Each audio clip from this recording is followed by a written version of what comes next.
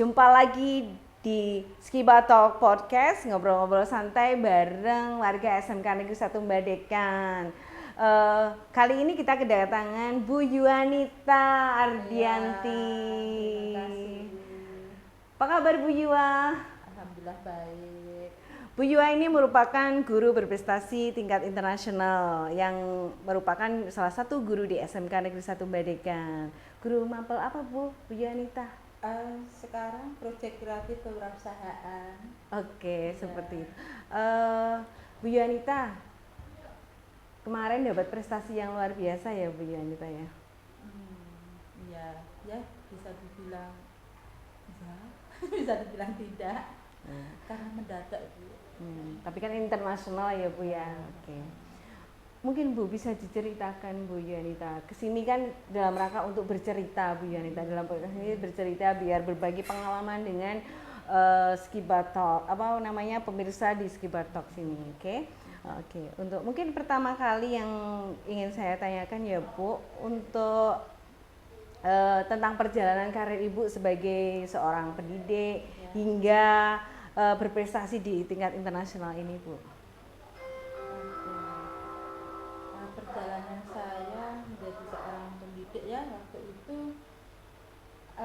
kecintaan saya dalam dunia pendidikan.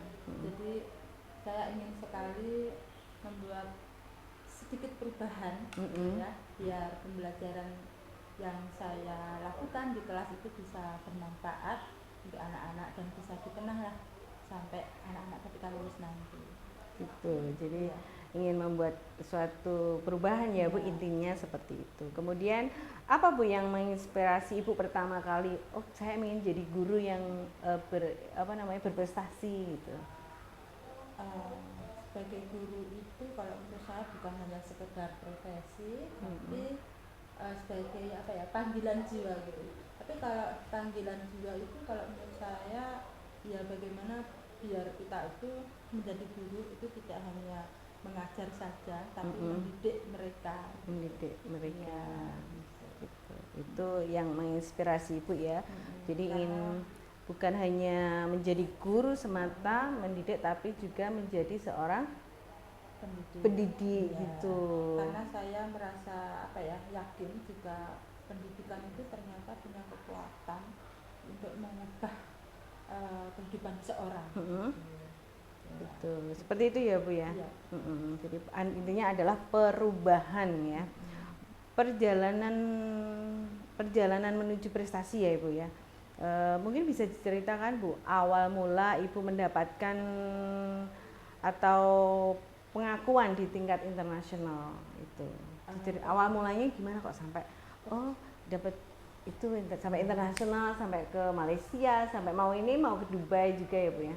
Perjalanan di awal itu pertama saya ya ikut-ikut pelatihan gitu ya, terus tiba-tiba mengisi esai, terus terpanggil gitu. Terus saya juga terinspirasi pada guru-guru yang di sosmed itu ya, banyak sekali yang punya inspirasi ya semacam mungkin ada yang menjadi guru konten kreator, ada yang menjadi guru yang mengubah metode pembelajaran yang lebih menarik gitu. Dari sekian itu saya ingin belajar seperti mereka dan ya dengan mengikuti pelatihan, konferensi guru-guru di Indonesia, kemudian ada pelatihan-pelatihan di internasional itu juga saya ikuti gitu. Jadi terinspirasi dari guru-guru yang berkonten kreator di sosmed seperti ya, guru-guru inspiratif yang ada di sosmed seperti itu. Itu ya Bu yang menjadi awal mula Ibu mendapatkan penghargaan. Kemudian tantangan terbesar yang Ibu hadapi dalam perjalanan meraih pencapaian yang seperti ini. Kalau tantangan ya, mungkin waktu lomba internasionalnya ada tantangan tersendiri Bu. Ya, kalau tantangan sih menurut saya minder. Kenapa Bu kok minder? Ibu kan sudah melalang buana ke mana-mana kok sampai minder? Apalagi bahasa saya bahasa internasional ya. Bahasa Inggris gitu kan. Okay. Itu masih pasif. Jadi kalau misalkan saya ngomong bahasa Inggris itu ya sepatah kata, dua kata gitu kan. Kadang-kadang ini paham nggak sih mereka apa yang saya ucapkan gitu kan. Betul. Dan saya itu termasuk kategori pasif kalau Begitu, bahasa pasif. Inggris gitu. Gitu. Tapi itu tantangan yang saat ini itu sedang saya hadapi gitu. Mungkin saya bisa belajar lebih banyak lagi. Mungkin sama Bu Ririn, Bu Ririn juga bahasa Inggris kan. Oke. Jadi untuk menyiasati ibu kan waktu itu juga presentasi juga itu ya, dengan tantangan yang kendalanya di bahasa itu, ibu menyiasatinya gimana Bu? Terus terang pada saat itu saya bagaimana open text. Ya, open text. Ya, jadi kalau presentasi itu open text, jadi seolah-olah itu saya itu hafal gitu, padahal sebenarnya saya itu hafalin, nah kadang-kadang lirik-lirik gitu kan. Nah, itu ya alhamdulillah sih bisa saya atasi itu. Tapi nggak tahu nanti kalau misalkan sudah sampai benar-benar offline gitu ya, nanti kan ada lagi nanti di 2025 itu ada undangan ketiga, saya jadi narasumber di sana, jadi ya mudah-mudahan saya bisa mengikuti dengan baik. Nah itu tantangannya yang sudah bisa disiasati ya Bu ya, karena guru itu harus selalu belajar Bu, ya kan. Kemudian tantangannya itu nggih Bu, dari kendalanya dari segi bahasa. Kalau dari dukungan dari keluarga atau rekan-rekan di tempat kerja Ibu, khususnya di SMK Negeri 1 Badekan ya, itu dukungannya untuk membantu Ibu meraih prestasi tingkat internasional ini apa Bu? Pertama dari keluarga dulu mungkin. Kalau dukungannya itu alhamdulillah saya mendapat dukungan yang sangat besar sekali ya, saya anggap adalah support system ya. Support system saya itu dari keluarga, dari suami, orang tua, anak-anak gitu kan, yang sampai bersabar gitu kan. Saya itu di rumah kadang-kadang juga untuk laptop semua kayak gitu. Tapi ya mereka lebih memahami, oh ternyata presentasi seperti ini. Kalau di sekolah alhamdulillah banyak sekali teman-teman guru, siswa gitu kan, itu mereka asik-asik aja kalau misalkan saya ajak untuk buat konten gitu. Ya itu merupakan sebuah support system ya untuk saya. Itu dari rekan kerja, dari keluarga, dari institusi, khususnya SMK Badekan ya, sangat support sekali ya, support system buat Ibu ya. Kemudian kalau inovasi Bu, inovasi atau metode mengajar, apa ada pendekatan khusus mungkin yang diterapkan Ibu dalam mengajar hingga mendapatkan perhatian dari internasional? Baik, kalau inovasi ya sebenarnya inovasi itu banyak sekali ya. Saya lihat itu teman-teman guru, teman-teman pendidik itu banyak sekali punya inovasi sebenarnya. Tapi ketika saya mengikuti ajang ini itu ada teknik ya, ternyata mereka lebih menyukai para pendidik yang punya inovasi itu pembelajarannya itu di bidang project. Jadi PJBL lah ya, kalau kita PJBL ya, project based learning kayak gitu. Terus ada lagi satu itu eksperimen learning. Jadi di mana kita itu mengajar siswa itu kita ajak eksperimen. Kalau misalkan outing kelas gitu kayak gitu. Ya, betul, outing kelas, kemudian ada acara apa ya, misalkan di luar sekolah itu kita bisa memanfaatkan situasi itu untuk belajar bersama anak-anak gitu. Nah ternyata yang dilakukan di luar negeri juga seperti itu. Oh seperti itu, jadi fokus kepada project based learning itu tadi ya Bu ya. Mungkin apa ada proyek penelitian yang Ibu kembangkan dan menjadi salah satu pencapaian prestasi ini? Proyek yang Ibu angkat itu ada nggak Bu untuk lomba di tingkat internasional itu? Oh ada. Jadi saat ini saya itu sebenarnya lebih fokus di proyek kreatif dan kewirausahaan. Kebetulan saya ngajar PKWU atau proyek kreatif kewirausahaan. Jadi kalau misalkan di dalam pembelajaran itu saya seringkali membuat proyeknya itu bagaimana sih caranya anak-anak itu belajar berwirausaha. Kalau tidak menyukai sesuatu itu, kalau kita biarkan untuk berwirausaha itu kan susah. Jadi kita itu pengennya mereka berwirausaha itu sesuai dengan passion mereka. Gitu. Tepat sekali ya Bu untuk SMK Negeri 1 Badekan yang kejuruan passionnya kan, kalau ke SMK itu kan lebih berwirausaha, lebih ke dunia kerja gitu ya Bu. Jadi wah cocok sekali itu. Kemudian tapi kalau respon siswanya gimana Bu dengan metode itu? Apakah sangat antusias kah atau Bu capek seperti ini Ya, gitu? awal-awalnya sih mereka itu ada yang mengeluh ya. Mm-mm. Mengeluhnya itu ya mungkin karena beban belajarnya di mata pelajaran yang lain ya. Mungkin Mm-mm. kalau untuk proyek kreatif kewirausahaan ini kan biar saya itu melihat antusiasnya anak itu ketika mereka menghasilkan omset. Oh Nah, kok ada omset omsetnya, ya, kok ada uangnya, ya kok ada gitu untungnya kan. Nah, gitu oh kayak. ternyata ini untungnya sekian loh gitu kan. Nah, itu ternyata bisa membuat anak-anak itu Lebih lebih antusias lagi ya. Oke. saya mau jualan ini tuh besok, saya mau menghasilkan omset ini tuh besok gitu. Jadi ketika saya melihat anak-anak itu antusias seperti itu, nanti kedepannya lagi saya akan meningkatkan omsetnya itu lebih besar lagi. Dan itu sebuah proyek yang menurut saya itu layak untuk dikembangkan sebagai guru, apalagi guru untuk proyek kreatif kewirausahaan. Wah keren sekali Bu ya.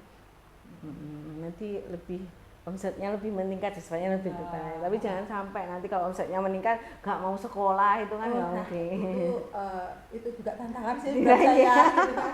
Takutnya nanti wah enak kerja gitu kan, enak wirausaha gitu, ternyata kayak gini ya cari uang kan, takutnya juga seperti itu. Tapi alhamdulillah ini ketika ada yang lulus dari alumni itu ada yang menceritakan ke saya, Bu saya sudah jualan ini loh Bu, saya bisa menghitung BEP loh Bu, dan seterusnya. Dan itu ternyata sangat membantu siswa saya. Gitu. Jadi ternyata berhasil ya selama ini saya membiarkan mereka untuk berwirausaha sesuai dengan passion mereka. Ya itu ya, itu respon siswa yang sangat luar biasa ya, antusias terhadap kewirausahaan tadi, bagaimana berwirausaha seperti itu. Kemudian kalau pengalaman di kancah internasional Bu, Ibu mungkin bisa berbagi pengalaman ya yang paling berkesan saat mengikuti kompetensi dalam ajang internasional ini.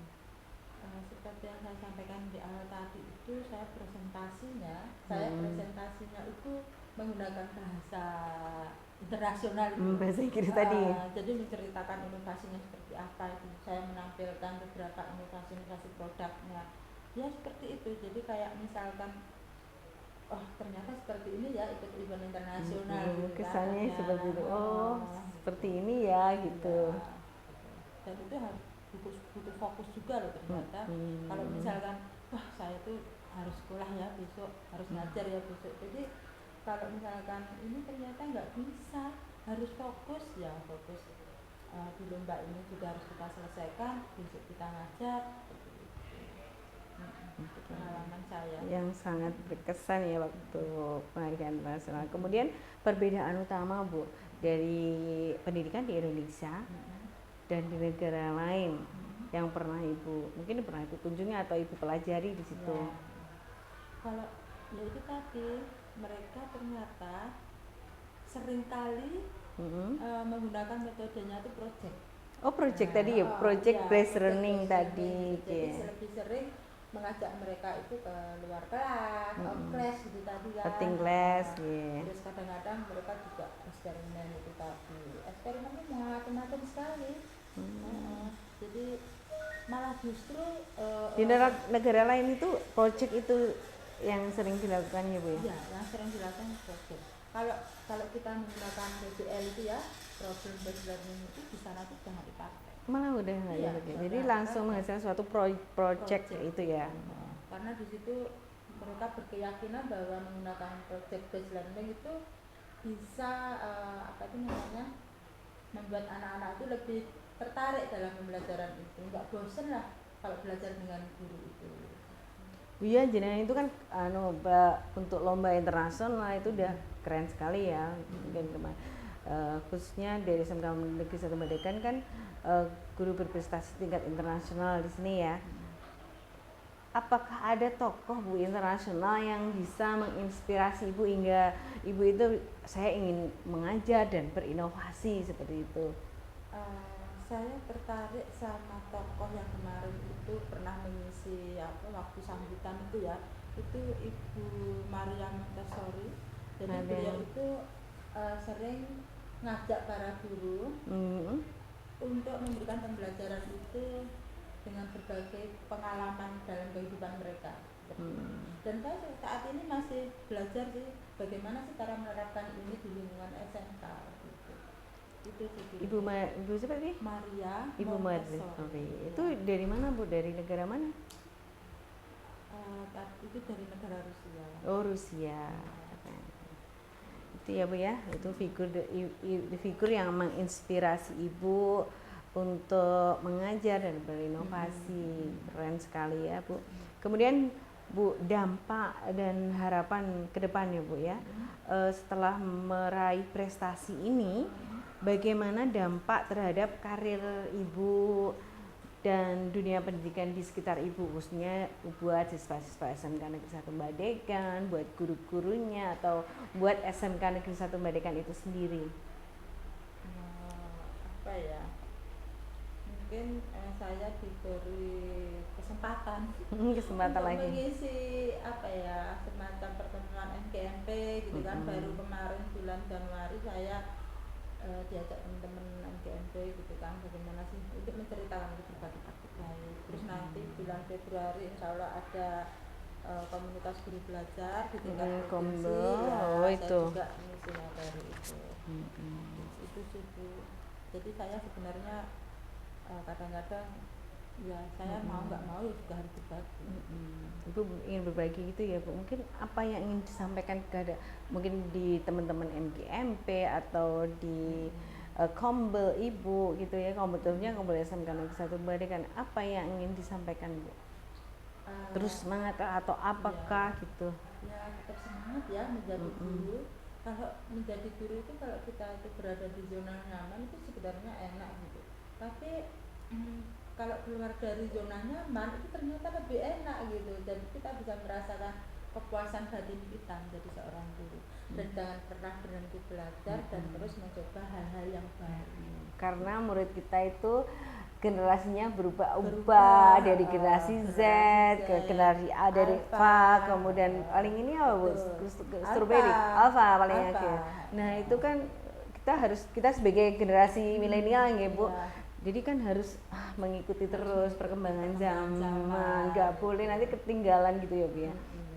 Itu mungkin keren sekali. Kemudian apa yang Ibu miliki, mungkin rencana atau proyek selanjutnya yang ingin Ibu wujudkan di dunia pendidikan? Mungkin akan membuat proyek apa gitu, terus kemudian yang bermanfaat juga tentunya untuk SMK Negeri 1 Badekan ya Bu. Pokoknya saya ingin terus berkolaborasi bersama para guru di SMK Negeri 1 Badekan ya, untuk membawa perubahan sedikit demi sedikit, dan itu pasti gitu kan, untuk kualitas pendidikan di SMK Negeri 1 Badekan, berkolaborasi dengan komunitas belajar, kemudian berkolaborasi dalam membuat media pembelajaran dan seterusnya. Wah keren Bu ya, semoga dapat menginspirasi teman-temannya juga ya Bu di SMK Negeri 1 Badekan. Kemudian terakhir Bu, punya mimpi besar gak Bu? Mau punya mimpi besar gak Bu tentang apa perubahan yang ingin Ibu lihat di tentunya khususnya di SMK Negeri 1 Badekan di dunia pendidikan ke depannya, atau dunia pendidikan Indonesia, punya mimpi besar gak Bu? Apa ya? Ya kadang-kadang kita perlu melirik pembelajaran yang ada di luar negeri gitu ya. Ternyata lebih asik kalau kita bawa ke dalam gitu kan, khususnya di sekolah kita nih di SMK kita Badekan.